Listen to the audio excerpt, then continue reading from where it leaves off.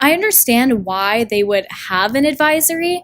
to create some kind of a bond for those specific sets of students and to ensure that they are using their time wisely. But sometimes I've been in tutorials where I've just napped for those 30 minutes because it's a stressful environment. We take hard classes, we're up to things, we try to keep up with our social lives. And sometimes, even if you're not working on schoolworks, you just need time to de-stress, which tutorials can be used for. And I think high schoolers are at an age where they can start making their decisions on how they use their time and whether they're using it wisely or not. So tutorials are not just time for you to cram the homework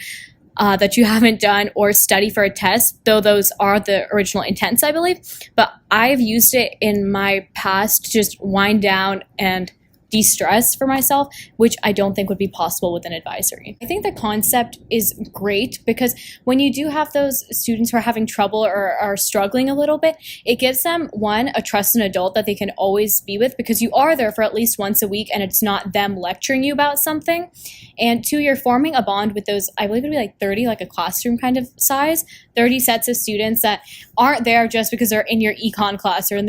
your AP Lit class, but just because they're put in that room and it's not based on academic rigor, I believe. And it gives a chance for people to branch out, and it also ensures that you're doing something productive because there have been times where I just sit on a bench and I talk to my friends, even though I probably should have planned ahead or done homework for the future, which I think it could really help people, not even just people who are struggling academically, just people in general get more organized with their time, which is crucial in high school, especially because we're doing all these extracurriculars and school activities and things like that. It is hard talking to a teacher, and not everyone is as friendly as Mr. H, and having the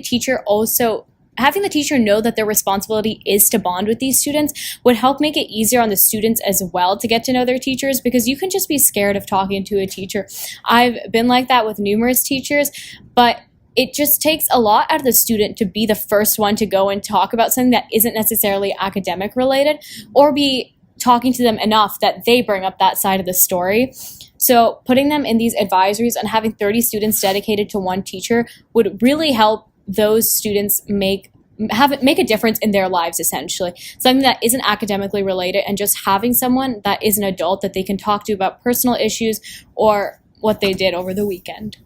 I'm still confused about this, if I think it would be a good idea. Clearly there are pros to this, but I really enjoy the free time that these tutorials do provide us, but a little structure would be nice.